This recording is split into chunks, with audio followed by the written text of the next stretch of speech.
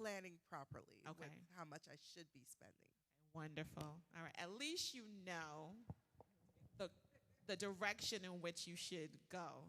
I give you 2 stars for your honesty, but I'm taking back 1 for not implementing the action plan of where you should go, right? So thank you for that. So we're going to talk about banking today. And this is part of the foundational part of financial planning. We talked about the budgeting. We talked about, your credit report and understanding those things on there, tackling some of the, information by disputing it. We also went over, creating a plan or a goal for our household in terms of financial. So this time around is, yes, we have the budget, we have all those things, but how are we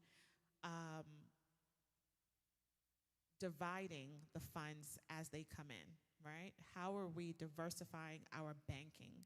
Are we at one bank with just one account? What does that look like for us? So that's what we're going to dive in, the proper way to stay organized through our banking, because that's going to help us to keep the money mindset, right? It's going to help us to stay in connection to the goal, to the plan that we have in place. Okay, so hopefully your plans are outlined. Every week you see on the homework, outline your plan. What is the goal? And so that should be at the forefront of every financial decision, okay? So my phone keeps locking, so bear with me. All right, so here we go. The objective today, banking effectively, understand the importance of saving and how to build an emergency fund. So this is where we're going to put some tangible things in place, because now we have a budget. We see our expenses, we see our income, we see all those things. So we're going to kind of pull it all together on the foundational level, okay? I have to show you this every week. I have to send a reminder. This is the goal. We want to make sure that we are in the greens. Okay, so you should be working to get yourself in the greens. If you're not in the green area, please make sure that you have a plan of action to get you to those spaces. Okay. And of course, like I said, we've talked about the financial life cycle. And so the income, the expenses, we can check those off, because you should be working your income and your expenses. What are we doing to get more? Hello, welcome, welcome. What should we do to get more money in our household? So whether it's another job, using our skill sets to make sure that we're getting some additional funds, because we know what we look like because we've done the budget, right? So we know we need some more income, or we need to reduce these expenses, okay? So those are 2 things that we've done. So the last part of these next couple weeks is going to focus on the savings and wealth accumulation, okay? But in order to save, I need you to understand the pockets and how you're going to save, and that has to do with your banking situation. How are you going to structure that? Okay? Phone keeps locking.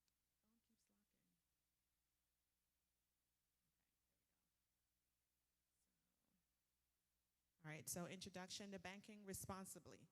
So you can protect your financial health, avoid unnecessary stress, and build a more secure future. It's about staying informed, managing your money wisely, and using the right tools for your financial goals, okay? So part of the banking, it takes the guesswork out of it. Because when you have your fund structured, if I come and say, hey, Sister Early, can I borrow $200? You already know what your banking looks like, and where, if you plan on lending it to me, where that money is coming from. Because that's how structured your money should be. You should know exactly what's in each account. You should be looking at this account daily, if not twice daily. That will keep you abreast of what's going on. So just to ask you all, how many accounts should you have? How many accounts do you think you should have for your household? 3 or 4? 3?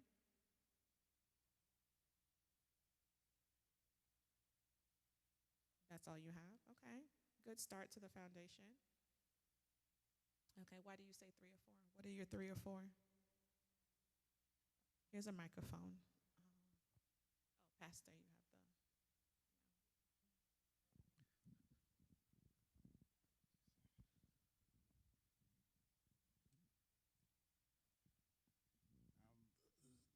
Checking, Checking, okay. savings, second saving, and an investment. Okay. We're on the right track. we're on the right track, but I notice everyone is saying one checking account, okay? Which tells me we need some cleanup. And that's okay. That's why we're here. So these are the accounts that I think we recommend, financial experts recommend. So they recommend you having 4 accounts, 6 accounts if you own a business or plan on owning a business or a side hustle, okay? And so we do recommend that you have a checking account for just monthly expenses. So every household should have 2 checking accounts. Your monthly expenses should come from just that. So perfect example, you've created your budget. You should have a number in mind about what it takes to pay all your bills for the month. Mortgage, your utilities, your food, whatever goes into that need, not the want, the need expenses is what your full number is, right? And so your checking account should cover those monthly expenses. Remember I drew the house last time? And the house is, your income is the foundation, everything else, your 4 walls, the roof, your mortgage or rent, those come first before anything else. And so your checking account should simply be for your expenses. So this sometimes is a joint account, and so you have shared expenses. So if you have one spouse has $2,000 income, the other one has a $2,000 income, and you decide every pay period, which is biweekly, you're putting $1,000, I'm putting $1,000. And that's going towards our monthly expenses. That's how you work that there. Nothing else should happen in that account but your monthly expenses. Hence, the second checking account. The second checking account is for daily expenses, okay? We have things that we do on a daily basis, not necessarily the needs, but wants. We may want to get a coffee in the morning. You may want to get something that just brings you pleasure, lunch with friends, whatever that looks like. That should come from your secondary daily spending. And the reason I say that, because when you start dividing your income and you're putting, 60% in your checking account for monthly bills, then you're putting another 5% in your secondary checking account, then you only have $300 in that account. And so whatever that daily spending, it has to fall within that category for the week or for the month or whatever that looks like. So if their funds are low, then guess what? You can't have coffee this week. You shouldn't be dipping into your monthly expense checking account to get your coffee. That's not what that's for. And so you have to structure the mind and structure everything on paper so you can kind of flow with that and keeps that rhythm and keep that, making sure that you're keeping organized in that way, okay? The third is your savings account. And this is for general saving goal. And I'll dive more into that in a couple of slides over. And so the saving account, it could be something simple as some of your short-term goals. You know what? I want to go ahead and renovate my kitchen. I want to go ahead and go on a vacation, whatever that looks like. With the savings account, I usually say you can have as many savings account to match the amount of goals you have. So perfect example. I know my birthday's coming up. I like to go on birthday trips. So I have an account specifically for that. If the money doesn't add up by the time my birthday arrives, guess what? I'm going to stay home. But I'm not going to dip into anything else, my emergency fund. I'm not going to dip into my monthly expense checking account. I'm not going to dip into anything else because I didn't save appropriately to match the goal of me going on a birthday trip. So that's how that works, okay? And so I say you open a savings account for every goal. So if the goal is to purchase a home, you should have a savings account for that. If the goal is our family yearly vacation, you should have an account for that. If the goal is birthdays are big, everyone's birthday fall around the same time, you should have an account for that. So you divide, so that's why I said make sure you're writing down your goals for your household so that you can match your accounts and your banking according to the goals that you have for yourselves and for your household. Make sense? Okay. The next is emergency fund, dedicated to emergency savings, right? And so I like to go with high yield accounts for this, money market accounts. You can even do a CD, okay? And some of the savings account now, especially with the online banking and some of those credit unions have a good rate on APRs, okay? So this is an area where it's just for emergency fund. And so you have to define what the emergency means. Okay? So perfect example. A flood in my house. Does that consider as an emergency? Okay. Next week, there's an amazing conference, and I want to go on this conference. Is that an emergency? Right. It's not. There is a birthday coming up, and I forgot, and I want to celebrate my wife because I forgot her birthday. Is that an emergency? Depends on the seat you're sitting in. Depends on the wife. But you have to define, and especially with couples, you have to really define what that means. What is an emergency? Your brother or sister calling you because they didn't pay their mortgage and they need money, is that an emergency? It's not. It's not your emergency. Exactly. It's their emergency. They failed to plan. It's not your emergency. And this is where I said finances have no room for emotions, because that's emotional. That's your brother. That's your sister. And that's their home. So what does that look like for you? It's hard to say no, but guess what? It's not an emergency. And so you guys have to be on the same page and understand what is an emergency and when do we touch these funds. And I always recommend having at least 6 to 9 months. I'm going to stretch it to even 9 to 12 months nowadays, because if you lose your job or you're ill, sometimes you need about 9 months recovery or 9 months to find a job within this market. Okay? Sure. The mic.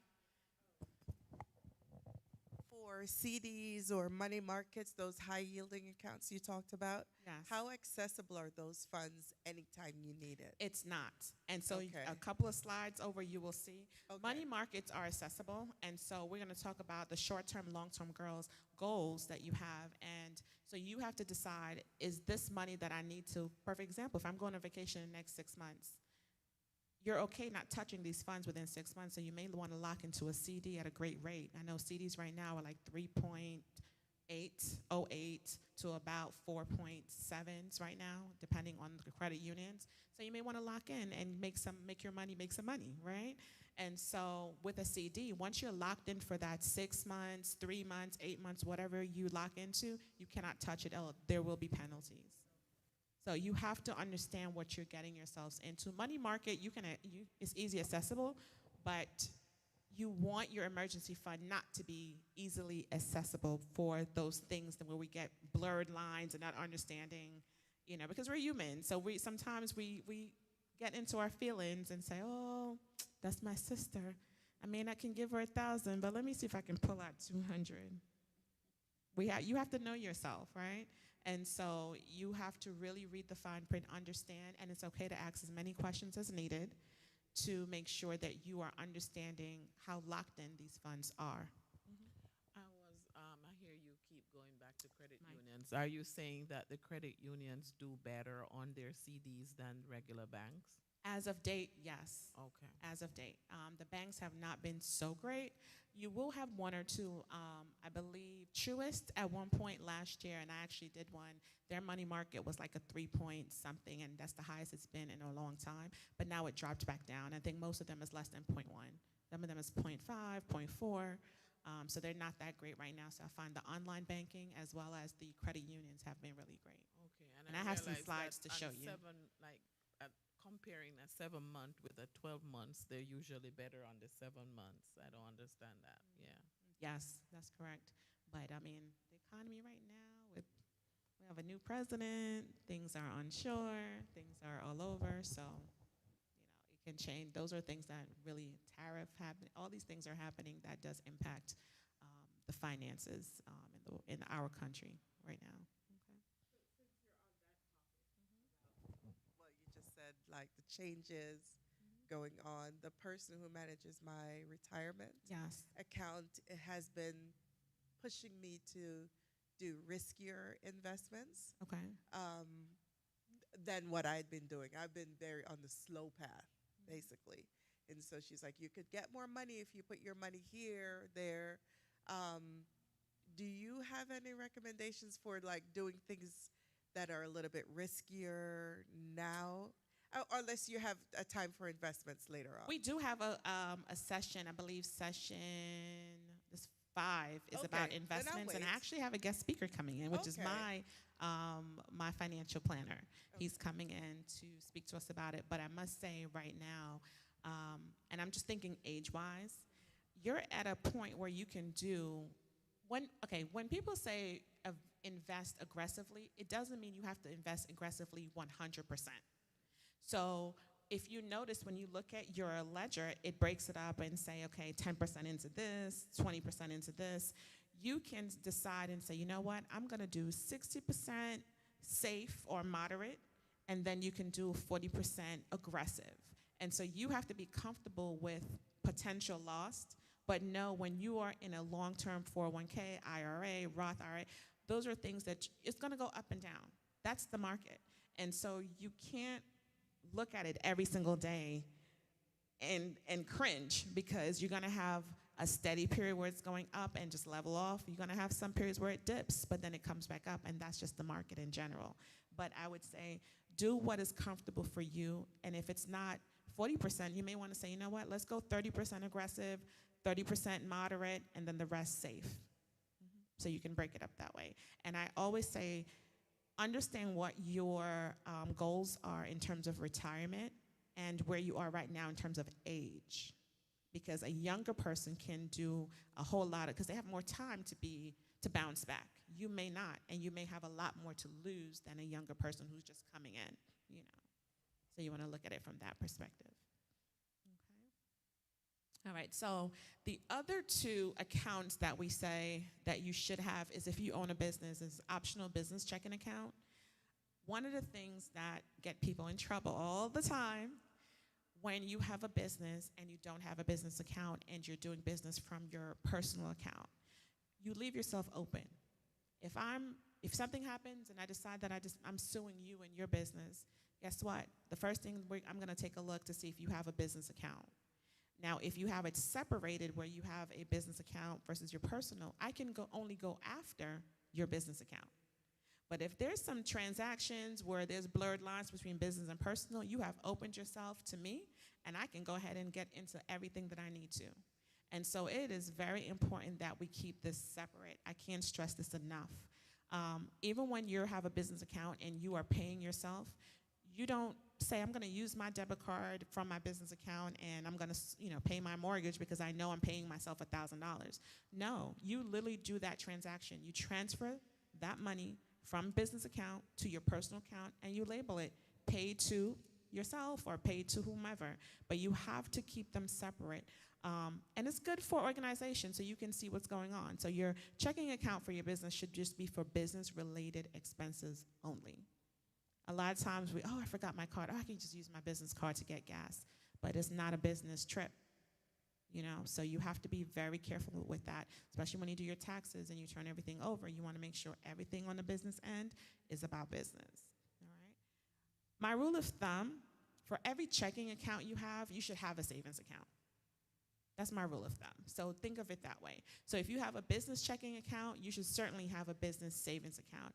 And that's why do I need a business savings account? There are business goals. You want to grow eventually, right? You have business supplies, things that you may want to expand on. Perfect example, my husband, he's a trucker. If he wants to purchase a truck, that's going into the business savings so that we can plan for the next year to get a truck or the upcoming months. But it's not going to come from the personal, right? So you want to separate those things so that your business goals stay with business funds. Your personal goals stay with personal funds, okay? And so that's for business emergencies. Anything can pop up, You may have to fly somewhere really quickly for business. You want to make sure you have funds available to do so. And for taxes. At the end of the year and coming next year, by April 15th, you have to file your taxes. You should have a business tax report versus a personal, okay? So make sure that you're keeping those separate as well. By keeping your accounts organized and dedicated to the specific purpose, you can manage your finances more effectively and avoid mixing personal savings and business funds. The whole idea is just to stay organized. You should be able to look into your business account and know, okay, all right, I have this business conference coming up, it's $1,000. Okay, let me see what I can do. I do have these funds. If you don't have these funds, then guess what? You have to skip that conference. You shouldn't be dipping into your personal checking account for your monthly expenses or emergency funds, because that's two separate areas of your life. And frankly, it's not an emergency on your personal life, right? So the idea is to keep your mind organized and keep everything organized. Question? About Fidelity, what's their interest rate on CDs? Because I don't have Fidelity in my mind right now, and I should, so forgive me. But last time I checked, their CDs was like a 3.2, but we can certainly Google it before we can always look it up before we leave. It's not as good as the credit union either. Not at this moment. I find the credit unions have the best. You have any recommendations? Yeah, I do have some in the slides that I'm going to pull up, absolutely. Okay, so I put these in there. I know I can kind of go through it, but I want you to understand the purpose of a checking account. And I think sometimes the lines get a little blurred with knowing when to use our checking account. You know, sometimes I hear people, oh, I have about $5,000 in my checking account. Why? Is that your checking account is revolving funds. They should be constant going in and coming in, going out, paying bills, whatever is, the purpose of that specific checking account. That's what it is. But it should not act as a temporary savings account. That's a big mistake, because that tells me that you're not getting the proper interest on your money's not working for you, and it leaves you in a space where now you are tempted to spend. It's always in the back of your mind. Think about when you get money, right? It doesn't leave your mind that you have this money. It doesn't. Because even when you're not thinking about it and an opportunity arises as you window shop or you browse on the internet, you always think, oh, I have this extra $500, but is it really extra? Every money should have a purpose. It's not extra. That means you just haven't given it a purpose yet, okay?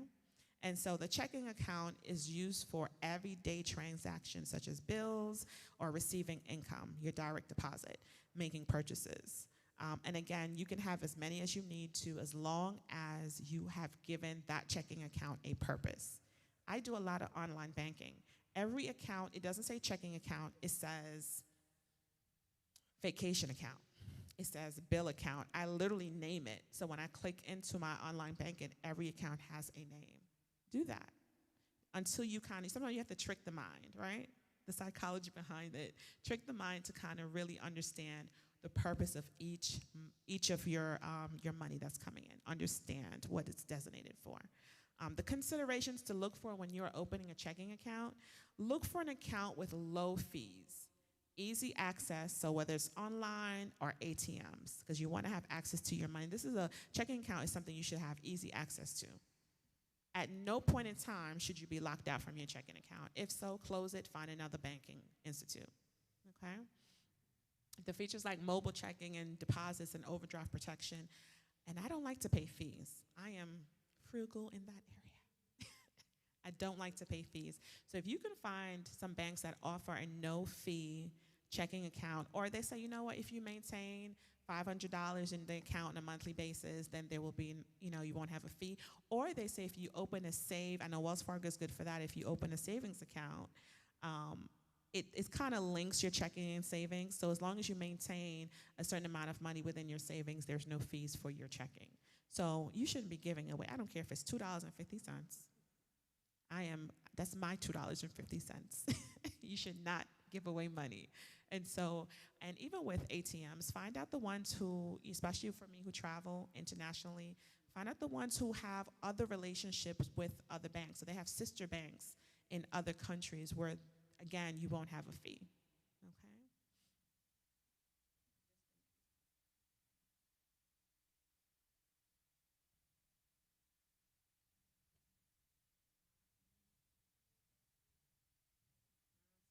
Okay? Okay. Savings account. The purpose of your savings account is ideal for setting aside money for short-term goals and or emergencies. It earns interest over time through usually a lower rate than investment options, but you want your anything that you are holding into a banking institute for a period of time, you want it to earn money, okay? Again, you can have as many savings account as you need as long as you are labeling it and you have given that savings account a designated purpose, okay? So considerations for having a savings account. Choose a savings account with a competitive interest rate. Make sure the bank allows easy transfers from checking account. That's a big deal.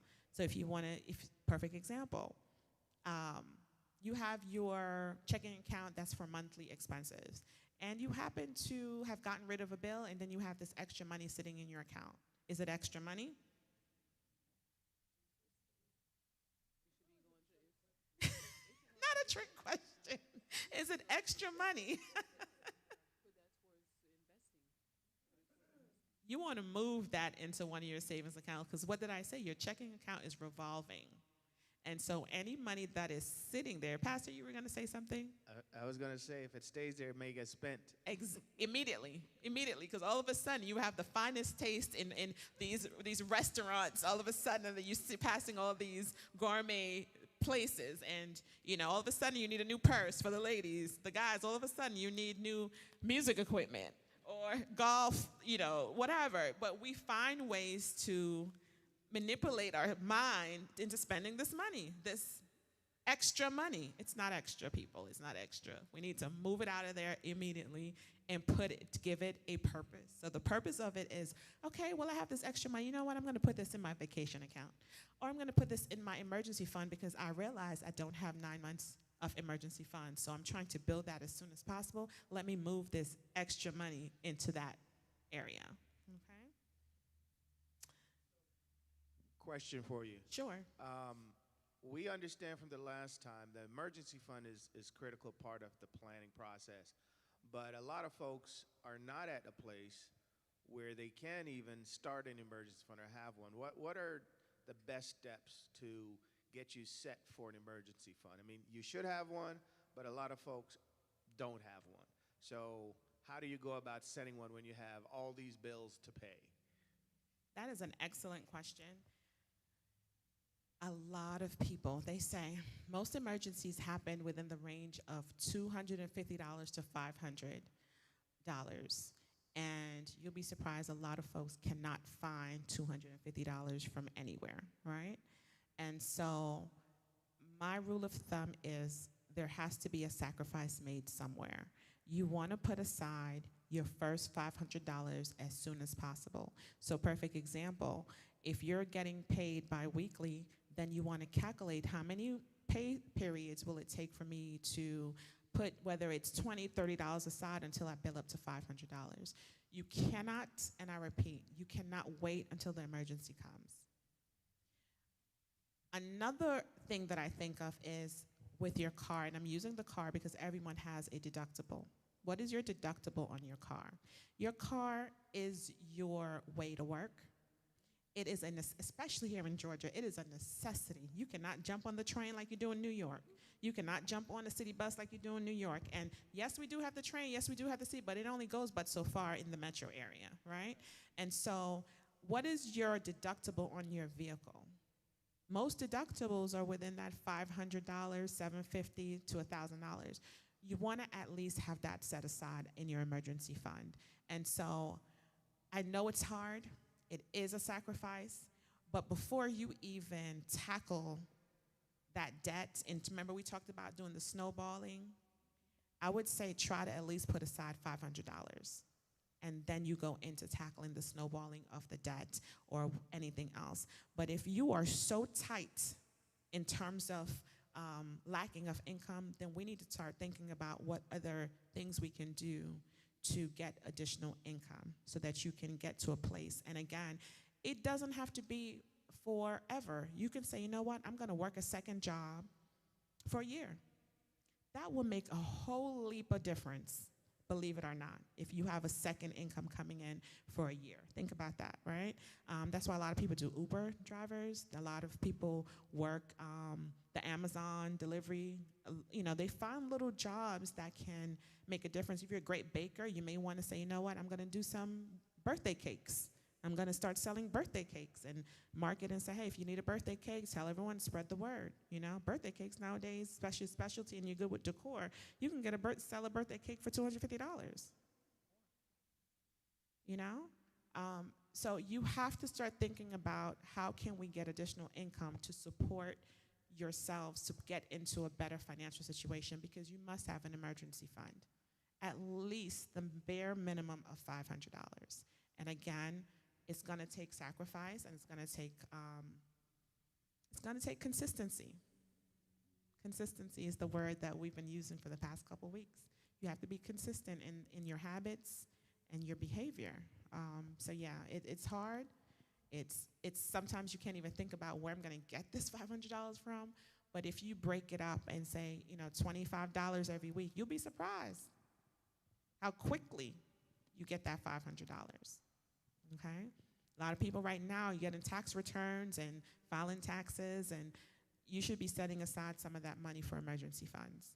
It should not go into paying past due bills, not all of it. Some of that should go into your emergency fund, set aside. Okay. Thank you for that question. So the next account, again, high yield money market account, going right into emergency funds. I always say your emergency funds need to be in a high yield savings account, something that's going to give you the best interest rate, right?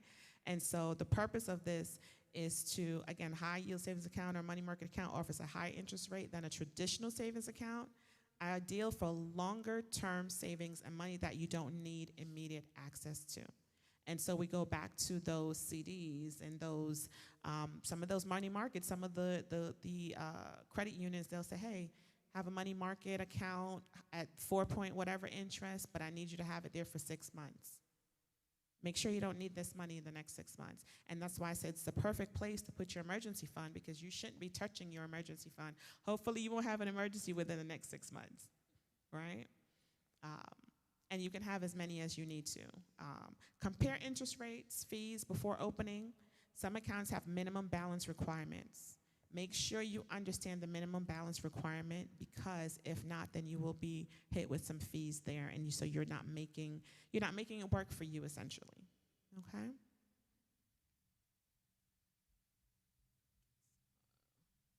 Okay. The business accounts. Again, we kind of talked a little bit about that, but I wanted to for you to pay attention to the considerations for your business account. You're going to look at the account, right, that offers business-related expenses. So typically we could say, oh, well, I have a checking account with Wells Fargo. Might as well I do a business, and I'm using Wells Fargo as an example. Might as well I do a business account with them. But do they have these business-related features? Is it in your best interest? Bank of America or your local credit union may have a better related business features. So invoicing, payroll, integration with accounting software, because your business account, you have to keep track. It is not something you want to take lightly. IRS is not going to be your best friend. So you want to make sure that you are understanding how you are paying out. And notice I said payrolls, you are included in that payroll. Don't think because you are the owner of the business that you can just use the account willy-nilly and use the card for your personal usage. No, you have to pay yourself into your personal. So make sure that you are doing the research when it comes to the business account. And don't take for granted because you have a banking account with them that, oh, it's fine. No, you want to get the full potential for this account. Okay.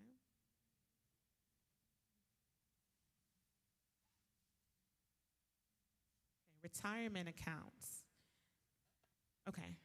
Everyone in here is at an age where you should have a retirement account. A lot of folks do not. You know, I've worked in higher education, and I think I was sharing last time with a lady that I became friends with, much older. She was working at the company for over 40, maybe 35 years, I think. And in the 35 years, she did not participate in the 401k. She did not have a retirement. And so when I came, it just so happened we developed a friendship and we were talking. And her birthday was, I think, the following week, and I think she was turning like 61 or something like that. So I was like, oh, when are you going to retire? And she said, no, I have to keep working. And I said, what do you mean? She didn't have a retirement plan. And so she said she never joined it because she doesn't understand it. No one ever explained it to her. And she just figured she'll just work until, and then, you get the, what is it, Social Security when you finish. She was just hoping on that. Imagine if she would have done the bare minimum, 35 years of working, and the company matches. They matches dollar for dollar. She lost big time. I was so stunned, but I didn't want to overstep, but it bothered me that I came back to her like 2 days later. My sister's laughing because she knows me. It's like, I can't mind my business when it comes to stuff like that. It bothered me so bad, it bothered me. And so we had lunch. Like, we usually have our lunch together, and we had lunch. She's much older than I am, and I enjoy her company. She's a wonderful woman. We have talks about, she's a Christian, so we talk about that a lot, and, family. So I enjoy her company a lot. And so I brought it up. I said, I don't want to overstep, but I really want you to, get into the 401k. And she got a little flustered, and she didn't want to talk about it. And I said, I know you're going to get upset, but I can't be a good friend if I don't say this really quickly. And I said, listen, you have lost out in 35 years. They're matching. That's money you left on the table. We need to figure something out. And she got upset. She did get upset because when you're talking finances, it's a touchy subject, especially when the mind is not ready to receive it, right? And so even with your spouses, the mind is not ready to receive it, they're not going to receive it, and they will get upset. There's a defensiveness that happens, right? And so I let her know, whenever you're ready, I'm here. I will help you. It'll be our little secret. We can just, meet up outside of work, and we can go through everything, and I'll help you. I said, I'm not going to go back to her. I think it was like a week later, she was crying in the break room. And I walked in, and she explained to me that she's in some serious financial dilemmas. And I said, well, we can work it out. Let's meet on Sunday. Let's go to Panera. Everyone knew I love to meet at Panera because I love Panera. And so we met at Panera, and she brought her entire folder, and we went through everything. And literally, I was like, oh, this is a lot. She's feeling overwhelmed, And so we went through everything, and it took us, I said, can I take this home with me to kind of go through everything? And I took it home, and it took me like maybe about 2-3 weeks to go through everything. I came back. We met at Panera again. As a matter of fact, no, this time she came to my house because I was making Sunday dinner. Everyone knows I make Sunday dinner, right? And she came over, and she, we sat, we ate, and we went through everything. And I had her sign up for, her 401k. I had her manage her debt management. I had her on a process, on a program, the snowball method, like I said here. I mean, we went through everything.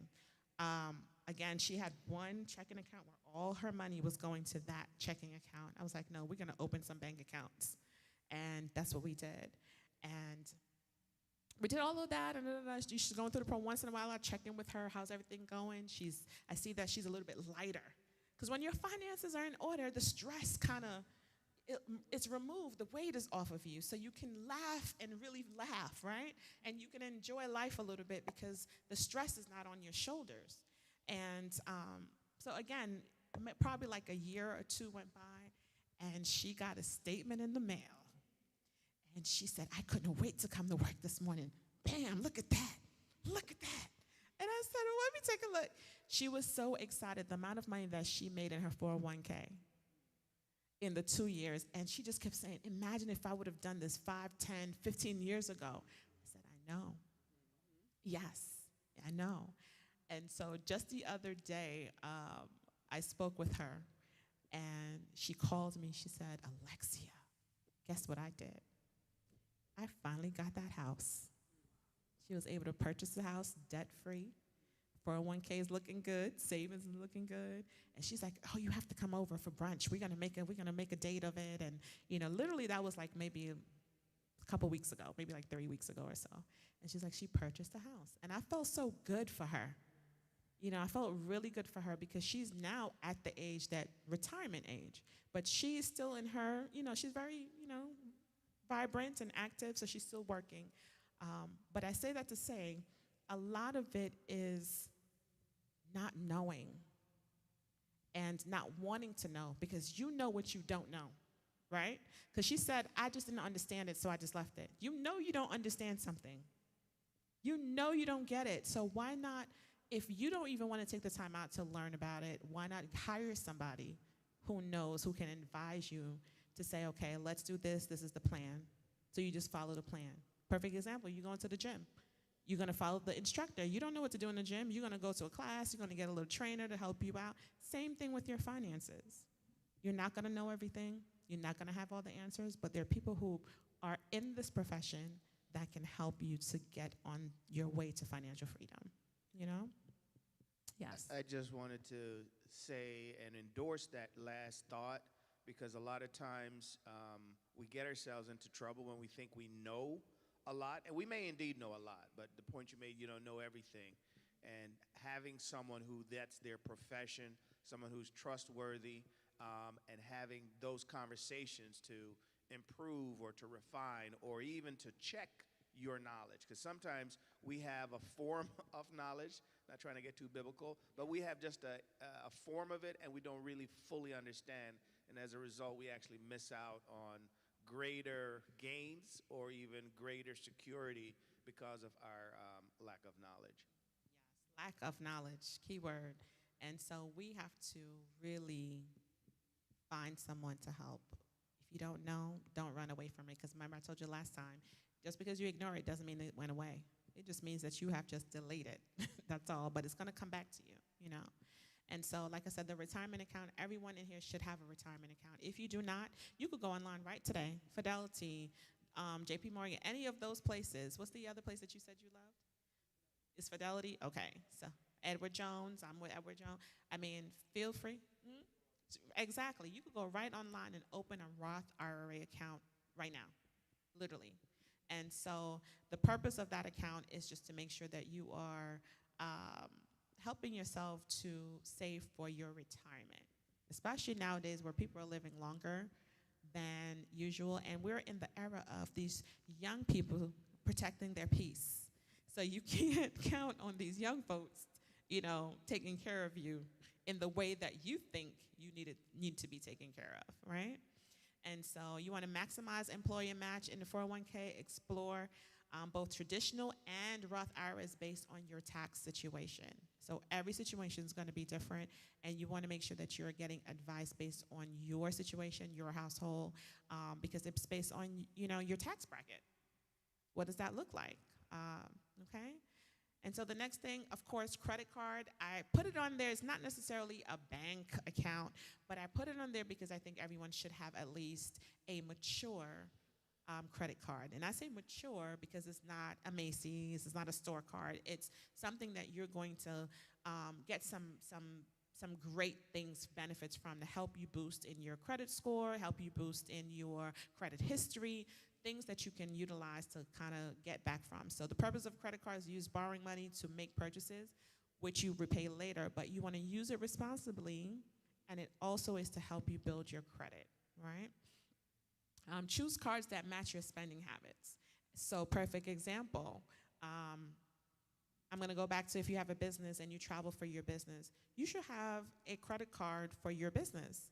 And so you're getting travel points, you're getting all these initiatives, you know, things that you will get back. So even some of the credit cards that the banks offer, some of them may offer cash back. I love a cash back card. I love a cash back card. When I see that cash,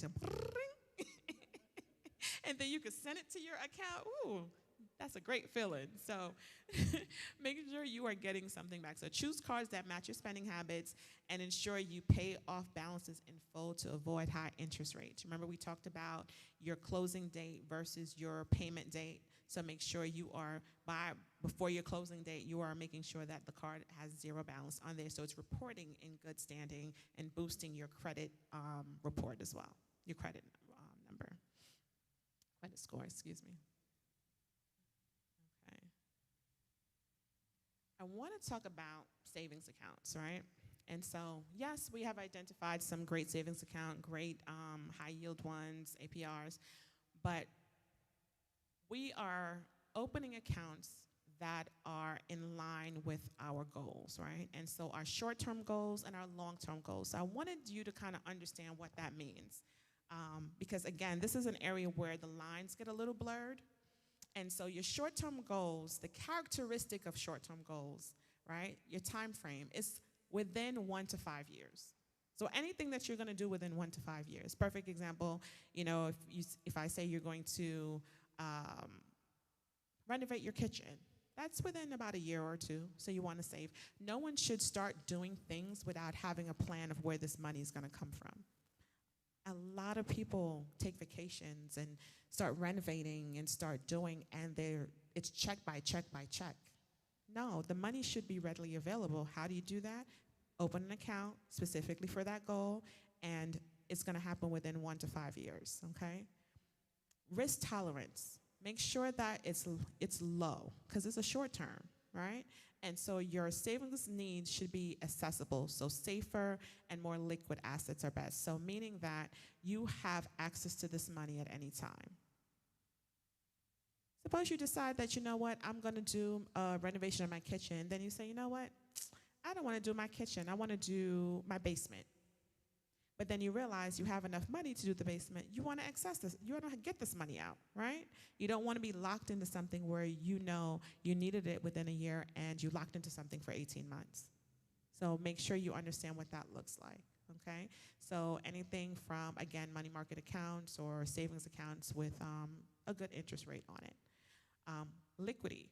Make sure it's high. Again, since the goal is short term, you need to have access to your funds. Again, you need to have access to your funds. A lot of time people mix this up, all right? Interest rates, generally lower interest rates may occur with this, but you might opt out for high yield savings certificates of deposit, which is the CDs, for slightly higher returns, okay? But again, understand the lock-in process of CDs.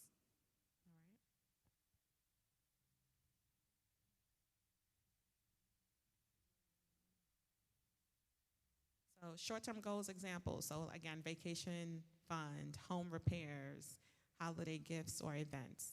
Those are some sort of examples so you can kind of see where, when you look at the goals that you've written down, see what aligns within that, and then you move accordingly to the account. Okay. Long-term saving goals. Okay. The characteristics of long-term saving goals. The time frame, big, 5+ years, often decades before things have to retire. So again, you want to make sure that you understand that these goals are things that in the long term will benefit you and your family, or things that you are waiting for the children, whatever, grandchildren, whatever that looks like for you. The risk tolerance is moderate to high. Since you have a long-term goal, you can afford to take more risks because now you have more time to kind of make it up. This is where, the stock and bonds and mutual funds come in. Again, going into those IRAs, those Roth IRAs, those are stocks, bonds, making sure that you can be moderate to aggressive. This is what you were asking before, because you have time to recoup. 5+ years, you have time to and then you have time to kind of switch over and move things around a little bit as you see the market is shifting. And so you want to make sure you understand what that looks like. Liquidity. The liquidity is low. Your money is less likely to be needed. So make sure this is money that you do not need. Money that you are not banking on and that you can afford to have tied up into whatever means of investments you choose to do. Don't plan on pulling it out. And a lot of people make that mistake with their 401ks. They want to borrow against it every 5 seconds. Pretend that this doesn't exist. They want to borrow against it, take money out, and you're paying fees. There's some tax implications that comes with that, okay? Yes. Interest rates and returns. Higher returns are typically expected due to the longer investment time frame, but it's higher risk, especially in the stock market. So again, especially what we're experiencing now, you're going to see some ups and downs and dips and stuff, but this is where you look at your full portfolio to see if you are aggressive, moderate, or safe. Make sure that you kind of have a mix of within that. Okay, good to be safe sometimes, but you want to have some aggression in there as well. All right. So just some examples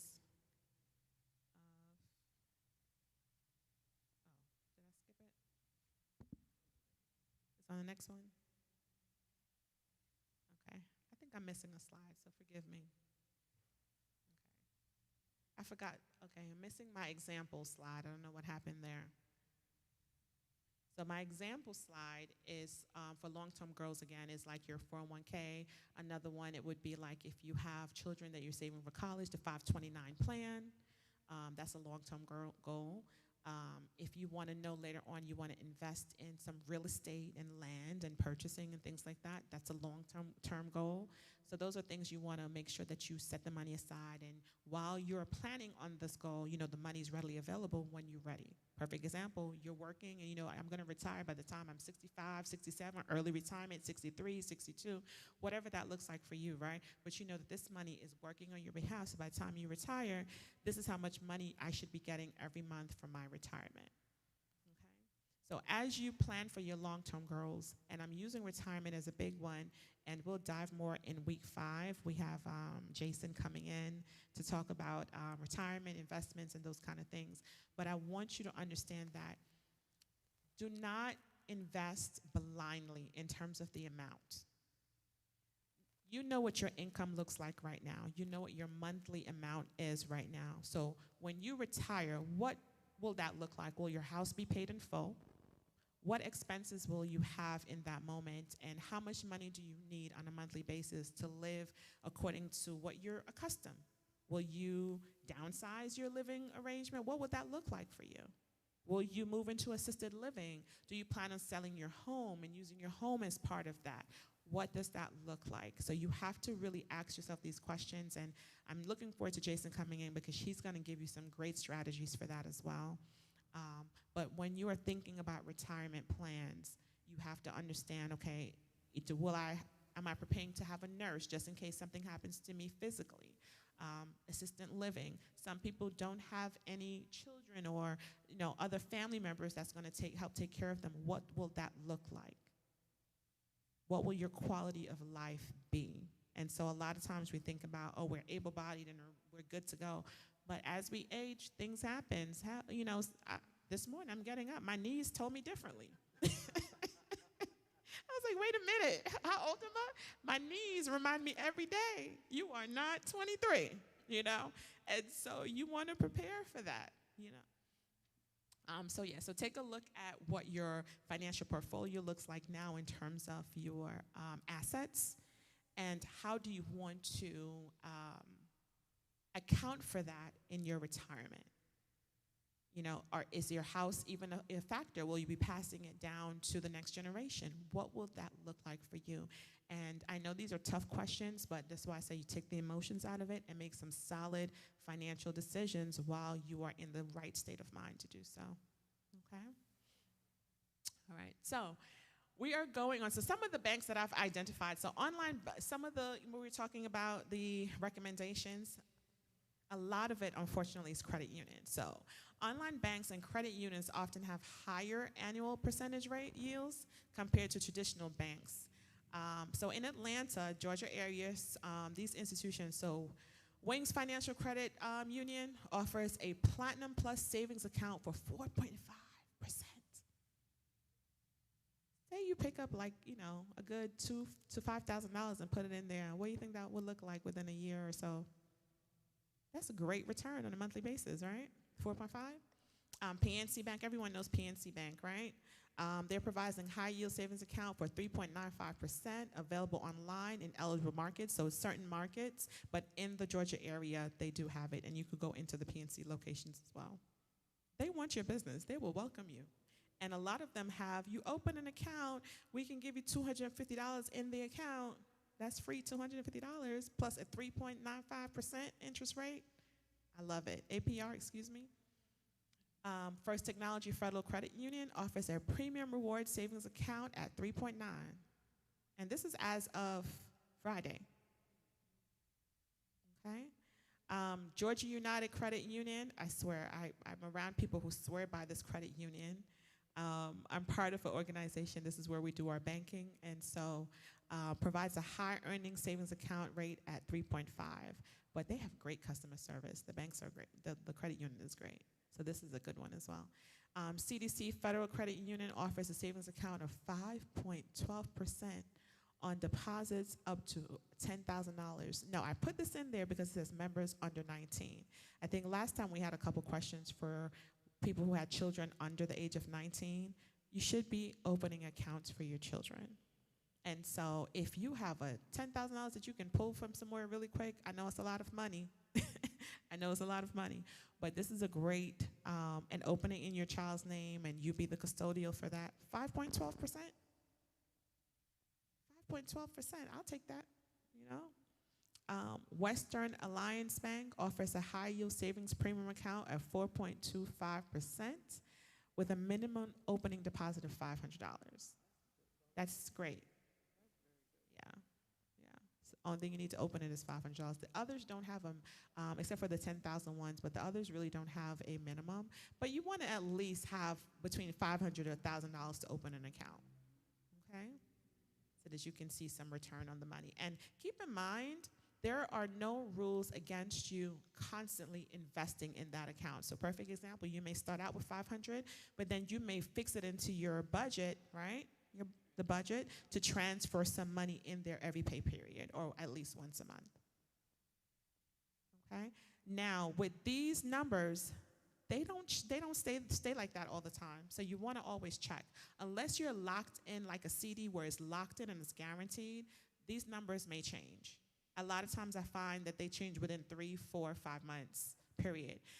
Some of these credit unions will tell you, hey, we will offer this for 6 months, 8 months, whatever period of time. So make sure you understand that as well. But your commitment is to yourself, not the banking institute. And so if it changes, then you go back to the drawing board and you look at where you want to move your money and you move it. Okay?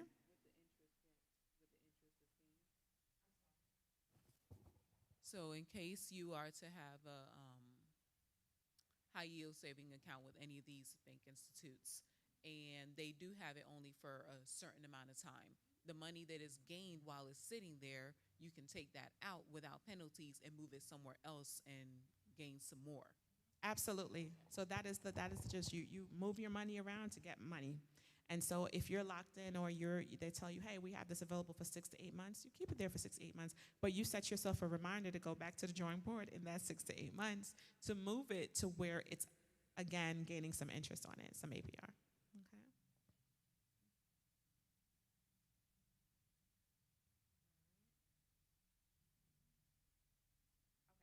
So it's kind of small, and I was trying to fit everything on there. Hopefully you can see it. Maybe we can make it a little bigger. Okay. If not, we know that Pastor Reese is going to email this out to you all so you can read it. But I was trying to just make sure I fit as much information as possible. The tips for successful automatic savings. So we have identified the banking accounts, right? We have identified the APRs. And so we want to make sure that we are using our automated tools, whether through direct deposit or whatever it is that means, to make sure that we are sticking to the plan. Because that's the problem, right? The action is where we kind of lose focus sometimes. We want to make sure that we are sticking to the plan, whether it's that 6 to 8 month plan, whatever that looks like for your family. And so I just put some couple of things on there. Why is everything number one? Forgive the number one. Smart. Okay, start small and increase gradually. So perfect example, I was saying you can start at $250, $500. So if you're getting started with an automatic savings, begin with a small amount that is easy to manage. As you adjust, increase the amount over time. So pretty much what I just said. You can set your direct deposit. Let me tell you something. When I had direct deposit in corporate, they knew I was coming back like every 3 to 5 months, changing things around. When I tell you I had so many bank accounts listed, 5% here, 10% here, because it took the guesswork out for me. Getting everything in my checking account, then I have to figure out the 10% and move. No, let them do the work. They have the calculation mechanisms that they can use to do that. Let them do that for you, right? And so this is what I'm speaking of especially when you get a raise, right? That's a great way to kind of put more into that savings, right? Review and adjust regularly. So periodically check your savings goals to see if you can increase the amount you're saving or if your priorities have shifted. Have there been some life changes that have put you into a different state of mind to say, you know what, I'm just going to do the bare minimum here because I'm trying to do this over here. That's okay, because in the next couple months, probably next year or so, the end of the quarter, like I said, the last quarter of the year, you're going to go ahead and reassess anyway, right? And so you want to make sure that you're reviewing, you're looking at it, you're making adjustments as needed, and if it doesn't serve you, get out. It's just that simple. If it doesn't serve you, leave it, exit, get out. If the 5.1% interest rate is no longer happening and it's just sitting there, no, move your money, okay? Prioritize high interest rates accounts. So use high yield savings accounts or other investment options that provide a better return on your savings. Again, the money has to make money. The money has to make money. You're going out making money every day. Why can't your money make money for you? Your money has to make money. Yes. You have the microphone? Do you pay taxes on the interest that you earn? You do pay taxes on the interest that you earn, but depending on how much will determine what the taxes will be. It's not like a huge thing. It's worth your while to get the money. So it's kind of weighing what's your options. Naima, you have the microphone? Ooh, cute shoes. Thank you. Adding to that question, so I have 2 high yield savings accounts. So one with Ally, and I think that's a 3.5. They keep dropping it, and my Amex one is 3.7. And they also keep dropping that one, but I just keep moving my money around. Exactly what she said. And so typically when it's tax time, they'll send you a form for your taxes. I forgot what number form it is. I think I forgot what number form. 1098. Yes, thank you. I was like, I know it's not 1099. It's 1098. Yes. So they'll send you a 1098 for you to fill out with your taxes. But like she said, it's not a substantial amount that warrants like you don't want to get that interest or amount. So put it this way: you pay less on investment income than income that you work. Exactly. So it's worthwhile. So you pay like a larger taxes on income on your W-2 income as opposed to your investment income. So it's worth it. I'm glad that you said that. That's a great point. I saw a quote the other day that says the rich focuses on investments while the not so rich focuses on wages. Your money has to make money, and the only way that it's going to do that is if you invest it. Okay, so you have to, again, switch that mindset that the wages you work, right, apart from your monthly expenses, everything else should be investment. Everything else, because you have to make a return on the money. You're not going to get wealth by just receiving wages. You're not. Put the mic so the people in social media land can hear you. They say the rich make money 3 ways. They work, their money work, and people work for them. Exactly. And while we work, we make money one way. One way. We work. That's a good thing. Good quote. Yeah. So you are not going to accumulate wealth by just your wages. So if you're planning on getting rich by just the wages that you're making, I have news for you. So you have to invest. All right. So set clear goals. Everything we've started from day one is what are the goals? What are your goals? What are the expectations? Be clear about what you're saving for, whether it's an emergency fund, vacation, retirement. This clarity will help you stay motivated. Okay? We're humans. Like I said before, we sometimes fall into the trap of emotions.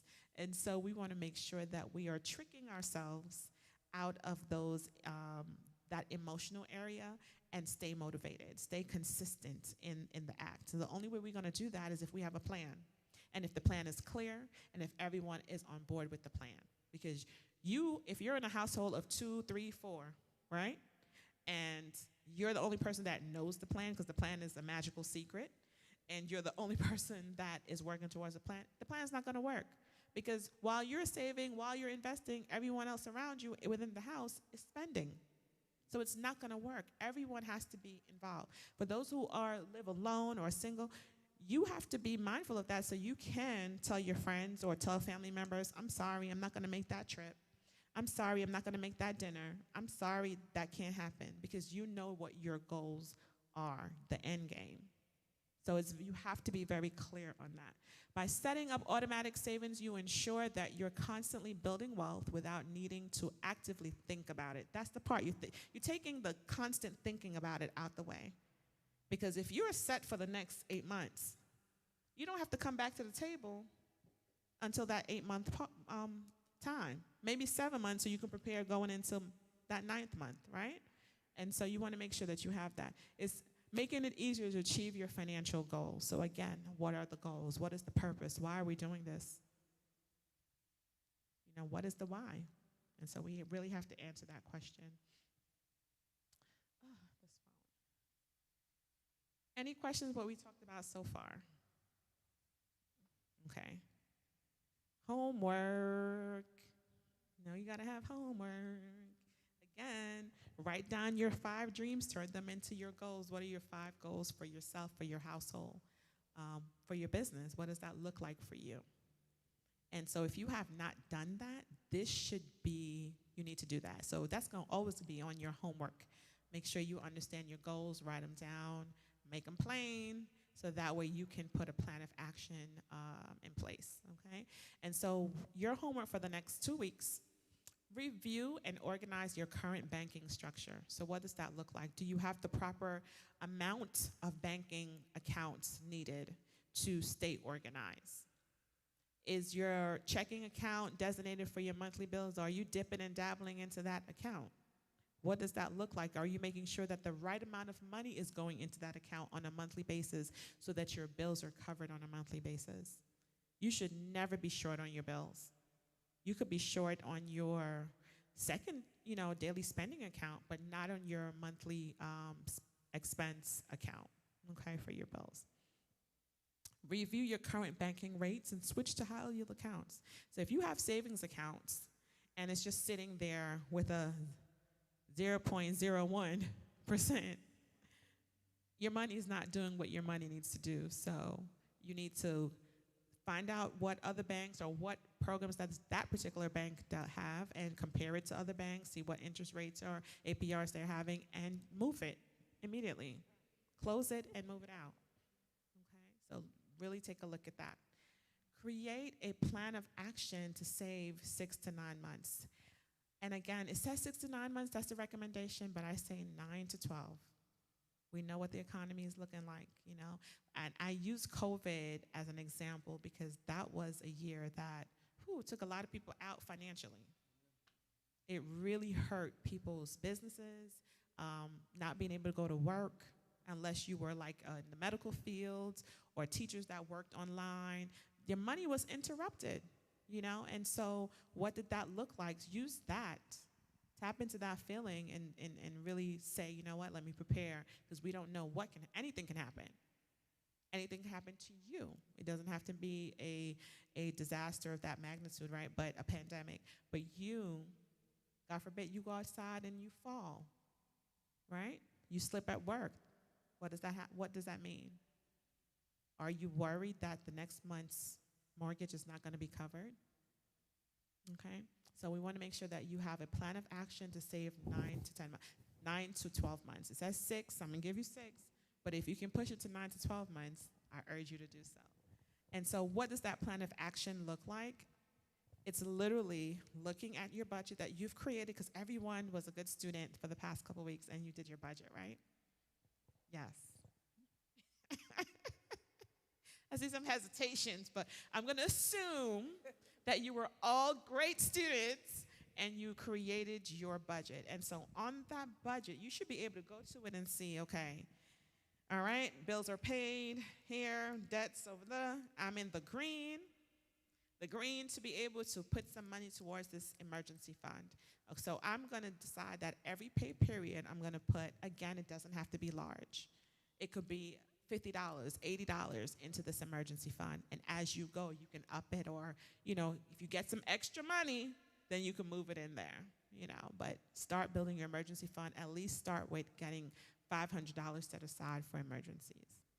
Okay? I had a quick question. And every account that you open, you select beneficiaries, right? Yes. So if something were to happen to you, the whoever you list as beneficiaries has access to your accounts, even with the credit unions and all the other Yes. places, investments and all of that. You definitely want to have someone who is going to be your beneficiary, but also you want someone who's going to, what's the form? It's a form. Oh, goodness, I just went down. Power of attorney. Thank you, Pastor. You want to make sure you have those things in place, and the bank does have that, where you can put a power of attorney and list a person. I'm going to urge you all to look at your bank account and make sure you have a beneficiary, because a lot of times, especially I see it in spouses, you think, oh, that's my husband. I have bank card. I can go to the. No. The bank cannot allow you access if you are not a beneficiary on that account. And so a lot of times that's part of the probate process, and probate could be anywhere from 8 months to 18 months for you to have access to that money. However, if you have a power of attorney or a beneficiary listed, then it will go to you and you'll be able to make some decisions, pay the bills, or whatever that looks like. Now, I must say, if you are a couple and you have an account that's designated to paying bills, both of you should be on the account. Okay? You both should be on the account. Sometimes some banks do a primary and a secondary. You both should be on the account, because God forbid something happens to the primary or whatever. You need access to that money right away, because that's the money that's going to pay your bills. Okay? So be mindful of that. I love that you asked that question, Sister Erla, because week, what is this, 3, 4, 5, 6, we will have a lawyer friend of mine who's going to come in to talk about. So this is actually the last session that you will see my beautiful face this much and hear this wonderful voice this much.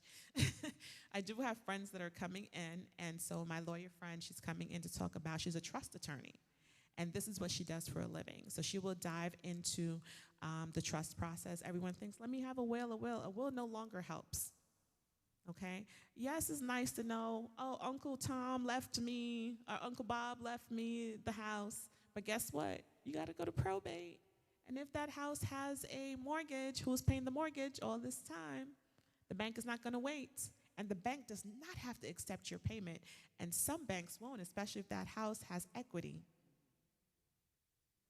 So they didn't have a contract with you. So they don't have to even accept your payment.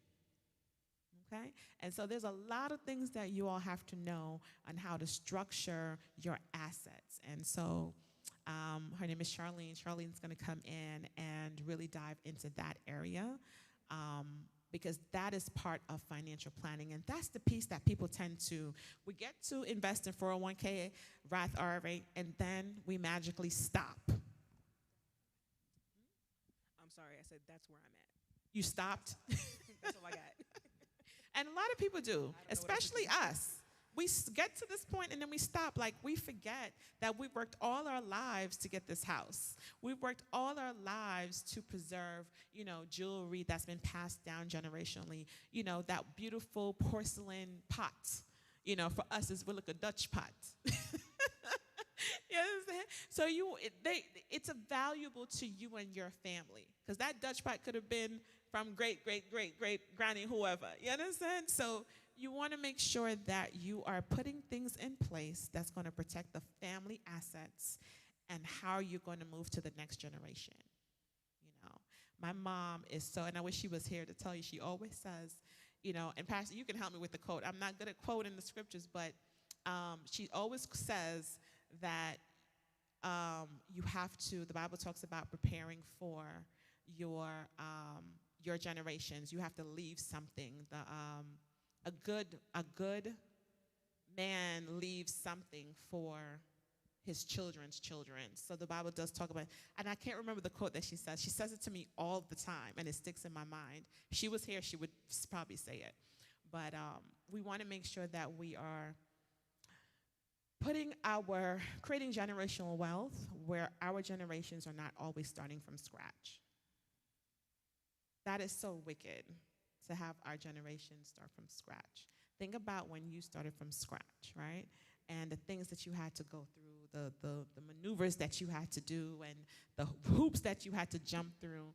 Our generations should not start from scratch. They should have something. And yes, debt. That's the worst. That's the worst, Even with burials, right? We don't think about financial planning to include all of that. When the least you can do is make sure so you have some money for bury you. That's Right. what I was going to. Yes. That's what I was about to say about in all our planning, we need to plan for funerals and so as life insurance. A lot of us don't. I was talking to a lady this past week. She said her father died, and I said, "Oh wow, I hope you guys planned." She said, "No, his wife didn't believe in life insurance." I said, "Wow."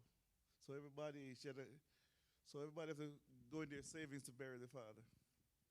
So. And it's been like that for generations. Yeah, now we in a new age where what's the something where they save?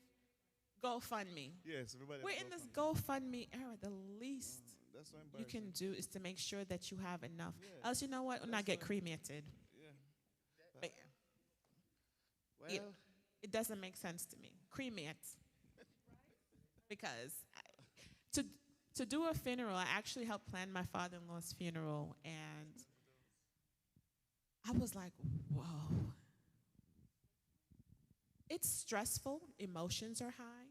You don't ever, what I say, you don't want to make financial decisions when there is emotion. There is not a funeral at a time of death. You are the most emotional. And it's sporadic emotions, right? It may come and go. You're all over the place. Little things remind you. And so someone has to be able to be level-headed. I seem to always be that one person. So I usually make those kind of decisions, right? And so planning the funeral, I was like, wow, this is a lot of money. What is the average person who doesn't have, what are they doing? That's when I had to research and be like, okay, cremation, okay. Sprinkle all over cremation. Yes. Use the mic. So my mother passed away in December 2020. Yeah. But before that, I know of a family member of a friend who every time there's a family member, she has a big family, but every time a family member passed away, everyone is calling for $100. And I say, you know what? Jamaican thing. Yeah, I say, you know what? I'm the only one here. Caribbean thing. Yeah, I said to myself, it's only my mother and myself here. So I say, I call her up and say, I'm going to get a life insurance. And you.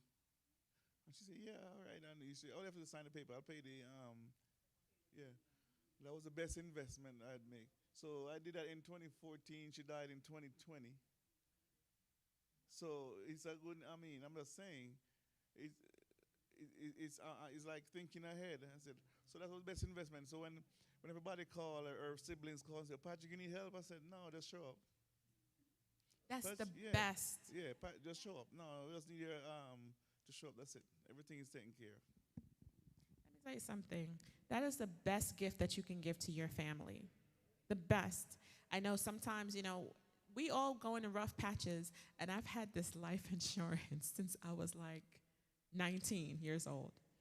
And when I tell you that life insurance, if I don't pay nothing else, that's going to get paid because I had it at a good rate at 19. I'm my best physical health, and, so I've been holding on to it for years. I said, the worst case scenario, at least we know so they have money for burying me. To cremate me. Don't even spend the money. But man, about being buried, they know how me feel. But we're laughing, and I'm glad we can laugh in this moment. But when you are in that moment of losing a loved one, you don't want to be in a space of wondering, oh Lord, the additional stress of where's this money coming from? And that's what causes a lot of argument, because let me tell you something. When it comes to money and watching, well, you only put 500 and you only put 200, and it creates war in the family. So you want to make sure you have those things. So I'm glad that Charlene is going to come in. She's going to talk about it. But I want to drop a little seed when you said the life insurance. Imagine if you had a family trust, right? And everyone that's in the family, you have life insurance in that trust. And every time they pass away, the money goes into the trust. So in what you have done now, you're creating a family bank, right? And so they do it. We haven't learned how to do it. And it's time we learn how to do it and be that ripple in the family. You know, everybody, like literally, I made a list of everybody who we need to put life insurance on. And it sounds away. But in my mind, because again, I'm the one that's usually the person that they call to make the, okay, help with this and help with that, because I'm a little bit more, I tend to put my emotions to the side. I do fall apart later, but in the moment, I can't think if I'm emotional, so I know how to separate that, right? And so I do have a list. I'm like, okay, we need to get some life insurance plan. This, we need to get, because I know I'm going to be responsible for. So you want to make sure that you do that. So I'm going to leave that seed so that when Charlene comes, she can, talk more about that. Dahima.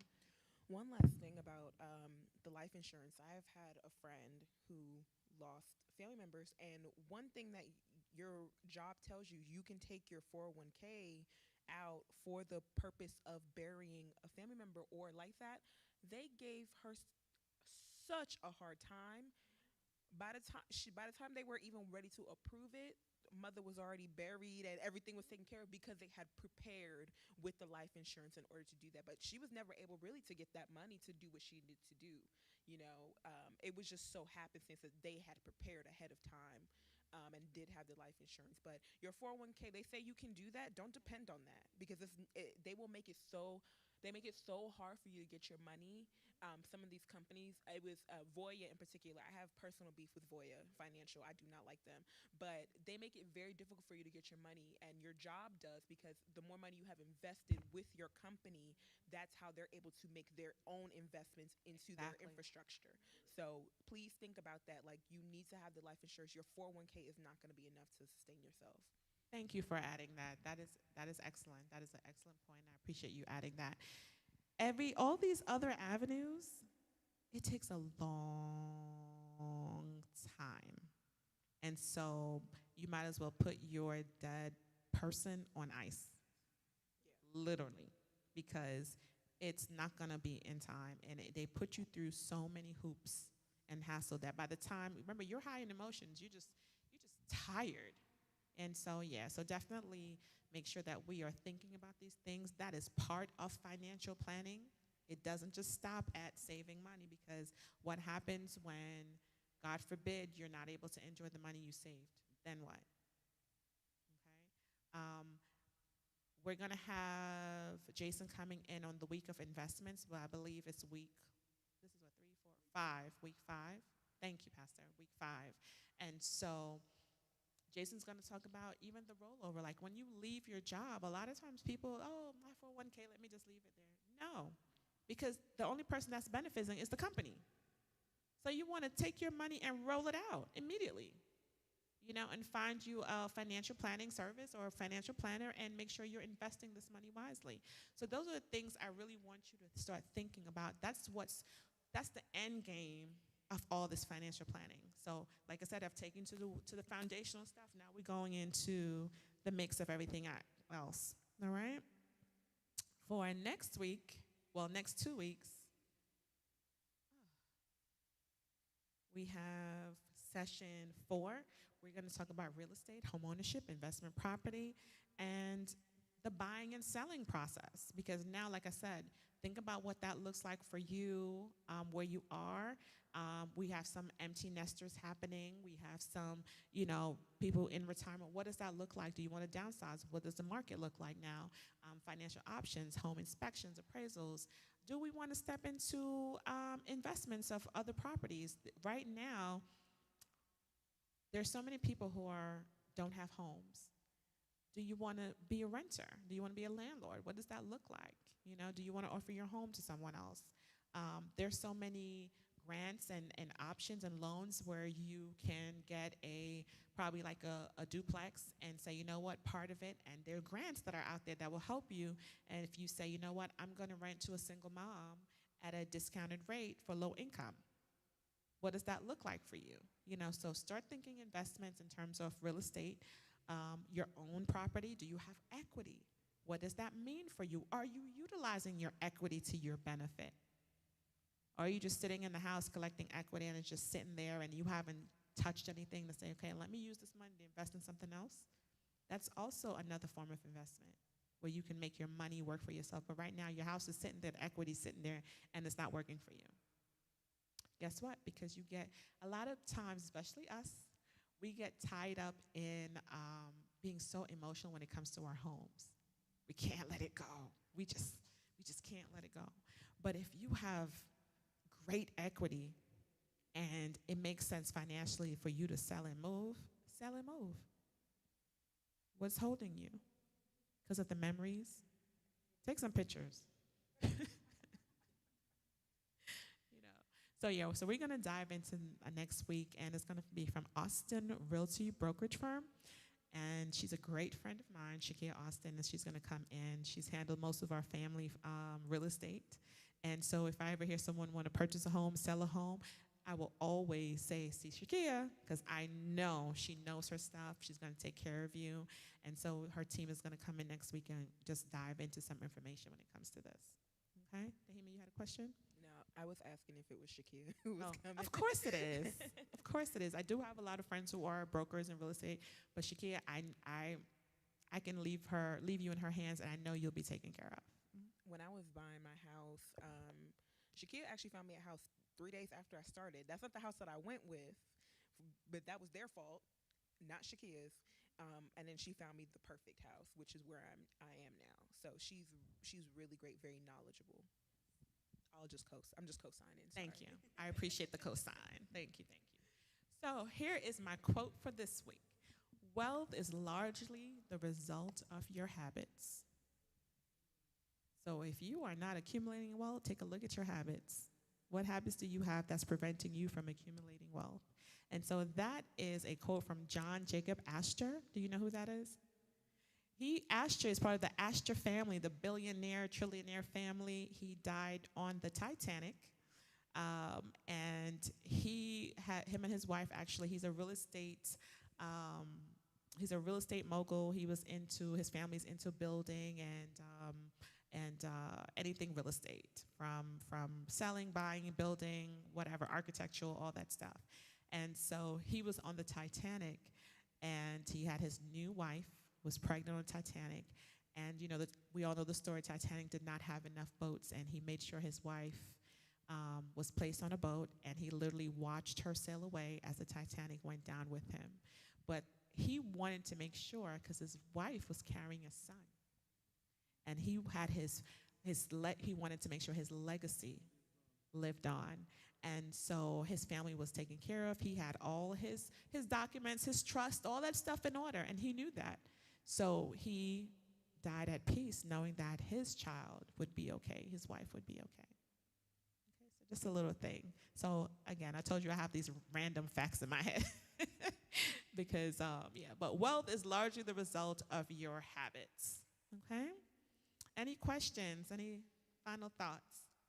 If not, thank you all for coming out. Hope this was helpful, and I hope that you are creating that foundation, because I've given you 3 weeks of foundational work, so that the next couple weeks is taking you in building on those foundations. So you have April 6th, session 4, real estate, home ownership, investment property. April 27th, introduction to investment and retirement, and the final, trust and estate planning. Okay? And so everything we've done so far is allowing you to have the foundation for these next 3 sessions. All right? Thank you.